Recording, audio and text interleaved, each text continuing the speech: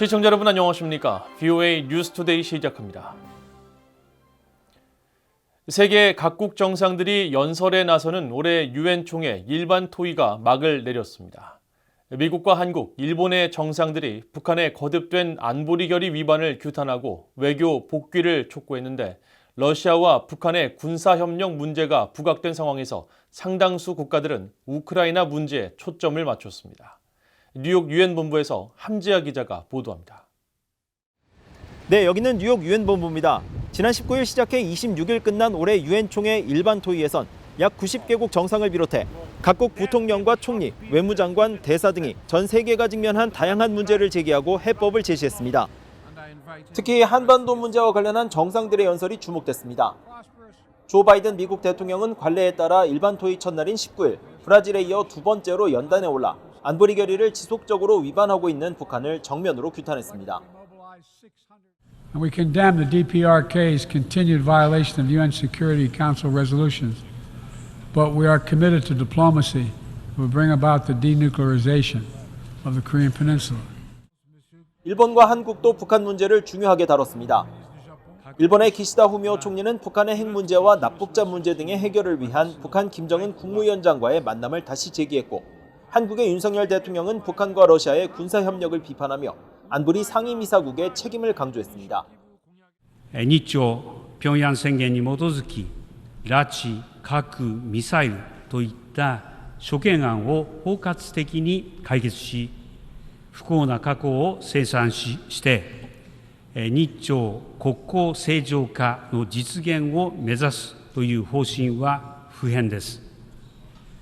共に新しい時代を切り開いていくという観点から条件をつけずにいつでも金正恩委員長に直接向き合うとの決意を伝え、 세계 평화의 최종적 수호자여야 할 유엔 안보리 상임이사국이 다른 주권 국가를 무력 침공해 전쟁을 일으키고 전쟁 수행에 필요한 무기와 군수품을 안보리 결의를 정면으로 위반하는 정권으로부터 지원받는 현실은 자기 모순적입니다.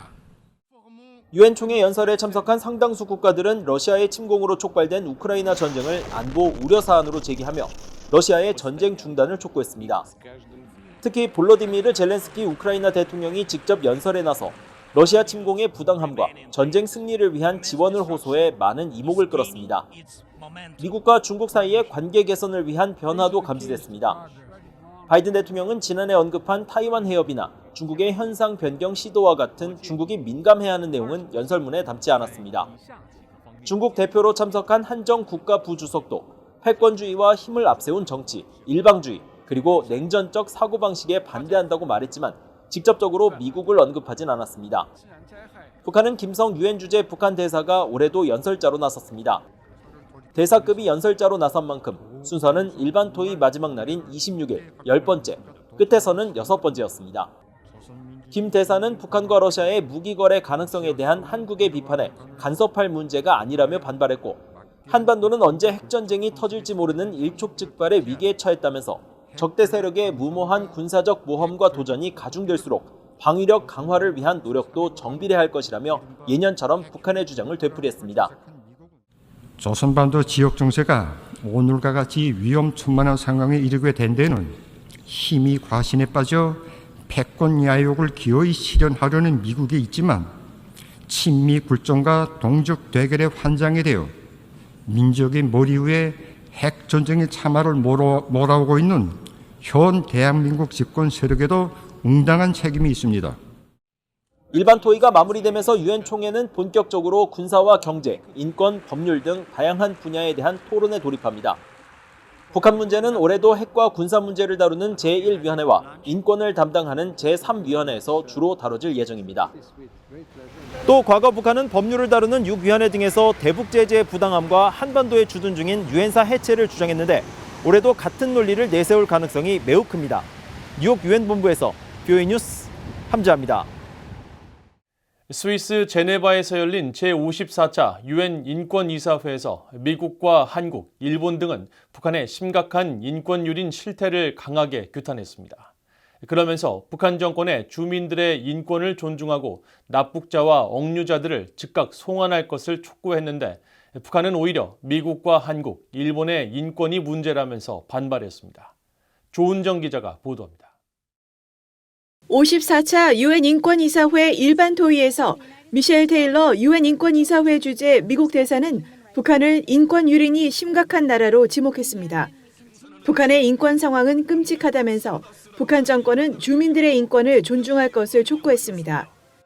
The human rights situation in the DPRK remains abhorrent. We call on its government to respect human rights and to urge states to uphold the non-refoulement obligations.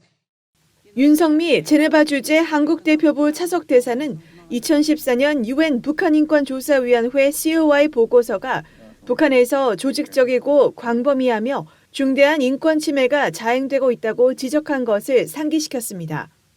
특히 북한의 인권 문제는 국제 평화와 연결돼 있다면서 10년이나 지난 지금까지도 개선의 조짐이 보이지 않는 것은 개탄스러운 일이라고 비판했습니다. The issue of human rights in North Korea is intrinsically linked to international peace and security. The North Korean regime funds its illicit weapon development program through human rights abuses, such as forced labor. We call on the DPRK to cease all human rights violations and return all abductees, detainees, and unrepatriated prisoners of war immediately. 일본 대표도 북한의 일본인 납치 문제는 심각한 인도주의적 문제라며 조속한 송환을 촉구했습니다. It is matter concerning Japan's sovereignty and the lives and the security of the Japanese people. Japan strongly urges North Korea to let the abduction victims return to their homes immediately. 호주 대표도 북한의 납치와 강제 실종 피해자들이 계속 고통받고 있다고 지적했고 체코 대표도 강제 실종을 비롯해 북한이 저지른 수많은 인권 침해 피해자들에 대한 책임 규명과 정의를 촉구한다고 말했습니다. 북한은 반발했습니다. South Korea continues to disregard the demand of the international community to remedy systematic and widespread violation and abuses of human rights at home. 북한의 방광혁 차석 대사는 또 미국에 대해서는 총기 범죄와 인종차별 문제를, 일본에 대해서는 2차 세계대전 당시 군 위안부 문제를 지적하면서 과거사에 대한 사죄와 배상을 거부하고 있다는 주장을 펼쳤습니다. VOA 뉴스 조은정입니다.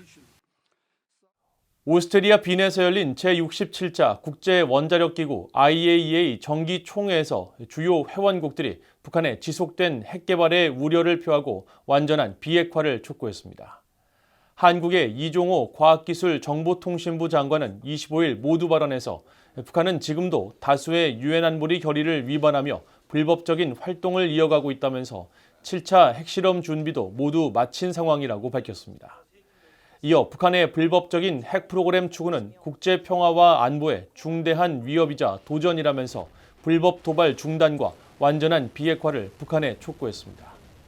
일본의 다카이치 사나의 과학기술 담당상도 북한의 핵과 미사일 프로그램은 국제 비확산 체제에 심각한 도전이 되고 있다고 지적하면서 북한의 모든 무기 프로그램에 대한 완전하고 검증 가능하며 되돌릴 수 없는 방식으로의 폐기를 촉구했습니다.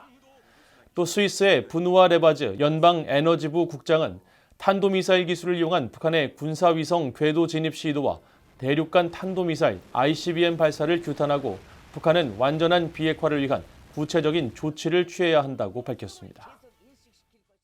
엘리자베스 살몬 북한인권특별보고관이 탈북민 강제 송환 위기가 임박한 것에 대해 심각히 우려한다고 밝혔습니다.